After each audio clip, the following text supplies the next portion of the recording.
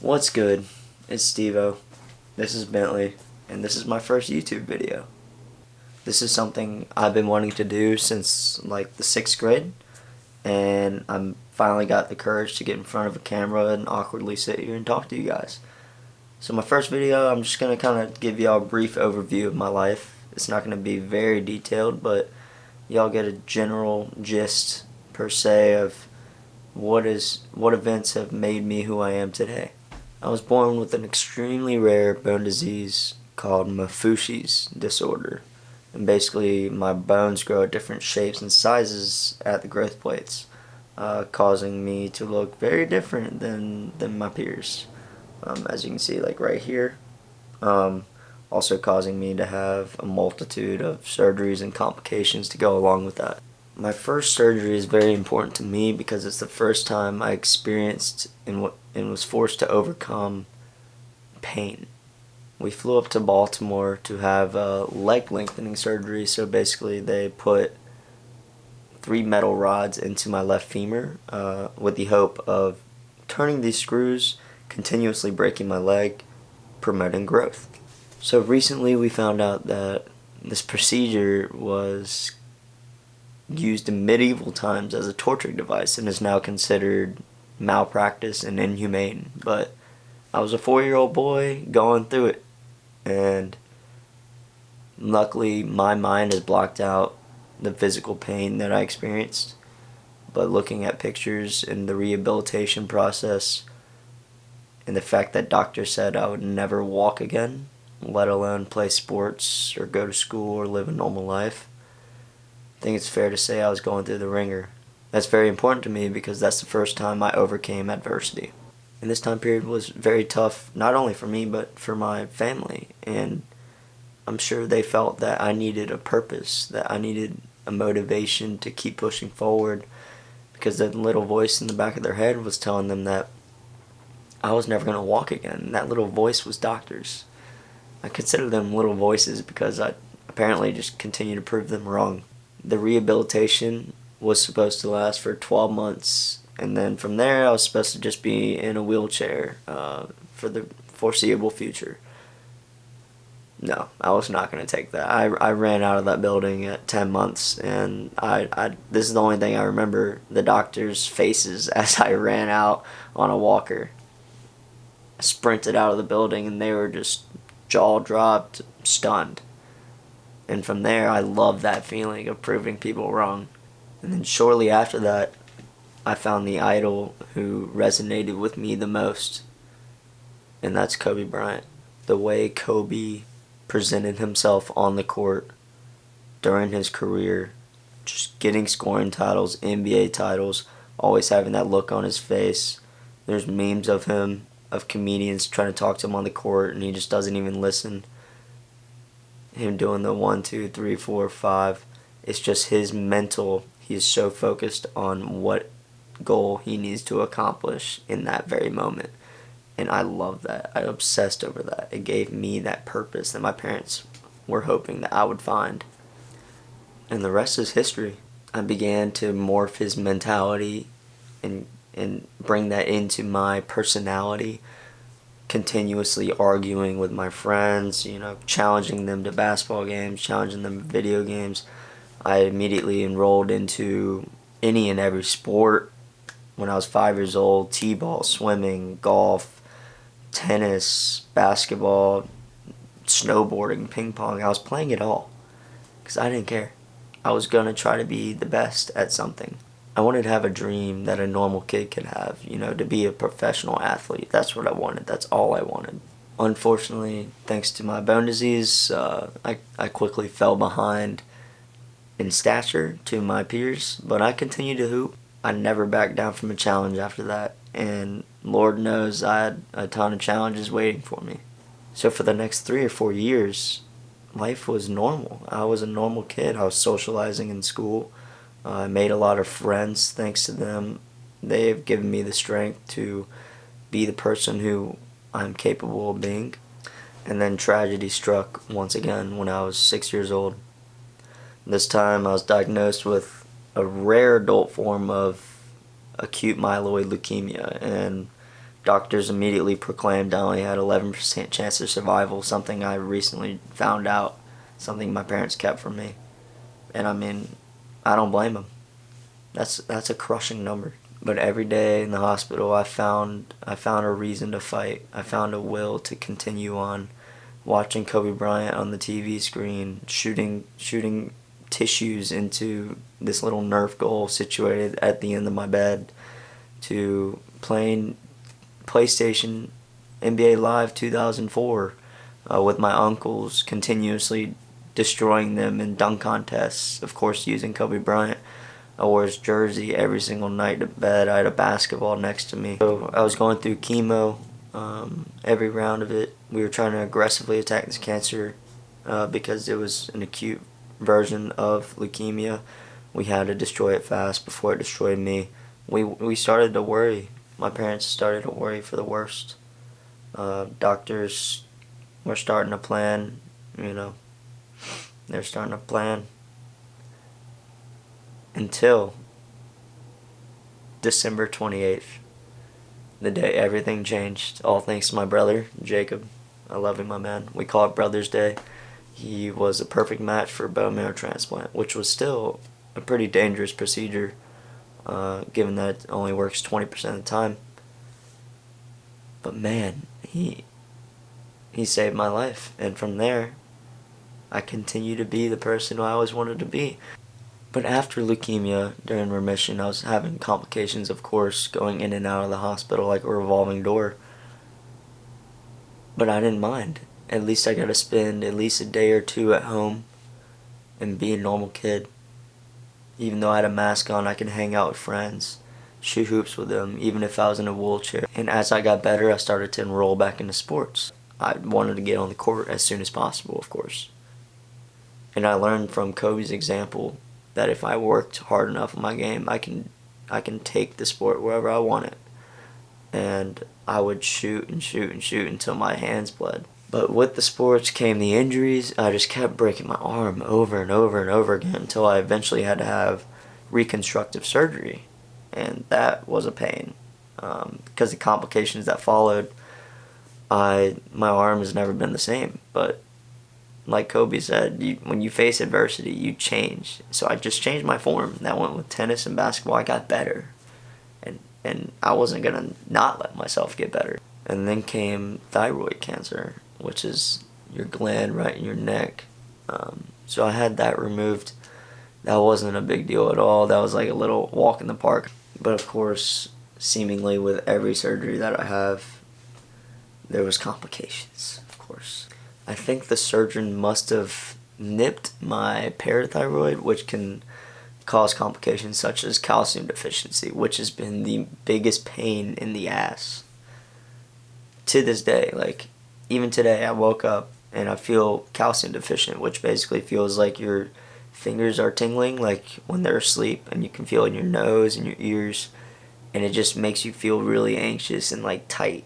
And it's just something that I've had to deal with, especially recently in college. And as I moved through high school, I stepped a little bit outside of my box because I wanted to share my story. So I was giving inspirational speeches to elementary schools, to churches, to businesses, to Rotary Club, to camps. And I loved it. I liked it. I was pretty good at it. I would just kind of tell my story, and the thing that motivated me to keep doing it was just a single person would walk up to me afterward and be like, "Hey, Steve-O, you just like changed the way I think about this problem." All I've done is tell a story of my life and how I've overcame obstacles, and I want that to be a reason for people like you to think that to know that you can get through obstacles as well. But of course, with that happiness comes the type of PTSD, anxiety that I have to go through. Life has kind of been a revolving door. I've gotten into a rhythm, and it just feels like a revolving door of symptoms, and sometimes it just feels like it'll never end. And even minuscule symptoms such as like a rash, it'll make my mind go crazy, and that's something I can't help, but I can work toward finding resolutions to that. So that's something that I go through almost every day.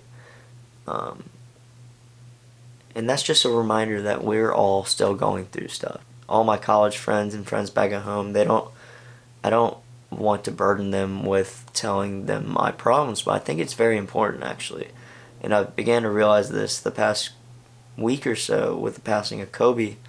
Life isn't guaranteed, and that's the message that will resonate to everyone. That's why I think the world was absolutely stunned by the news of Kobe Bryant, Gigi, and the 7 others.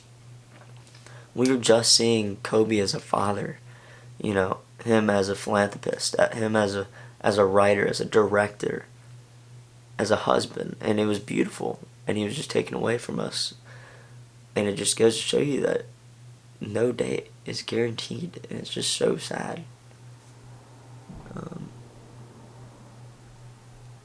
But this is definitely going to be the most sad video, I guess, the most monotoned of me just sitting in front of the camera.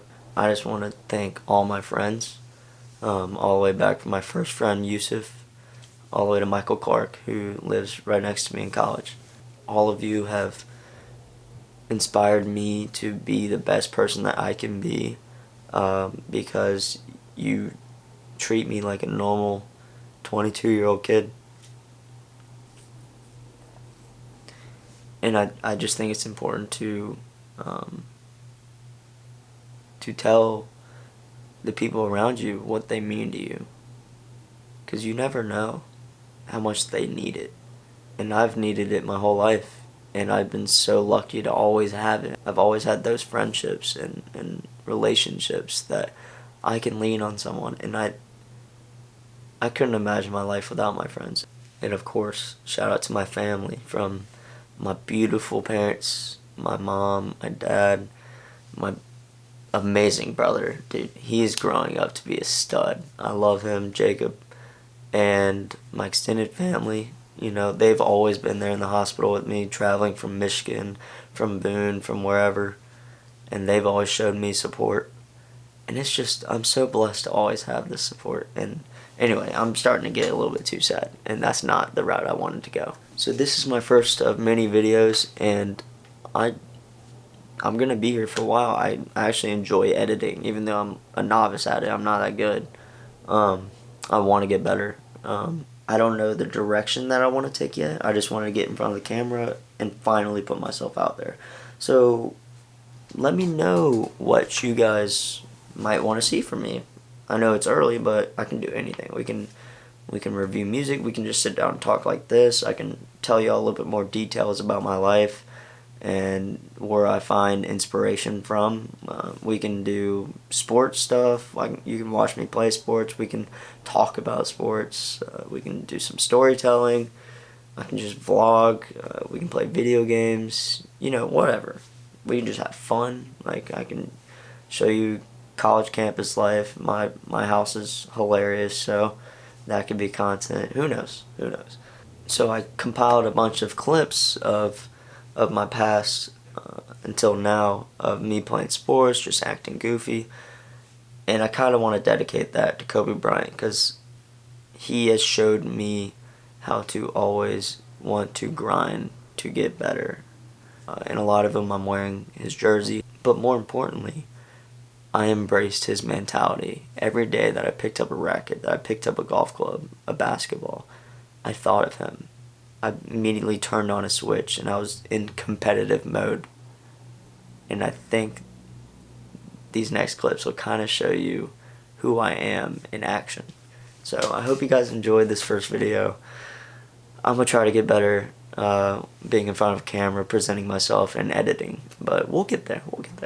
Alright, I'm out. Bentley, say goodbye to the camera.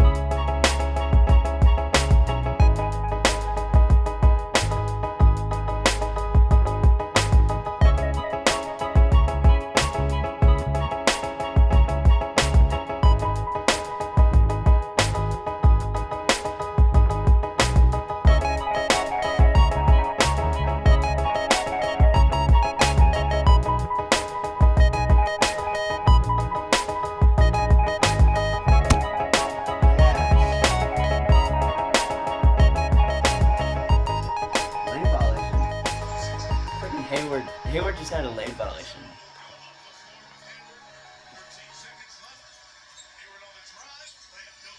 Here's Kobe.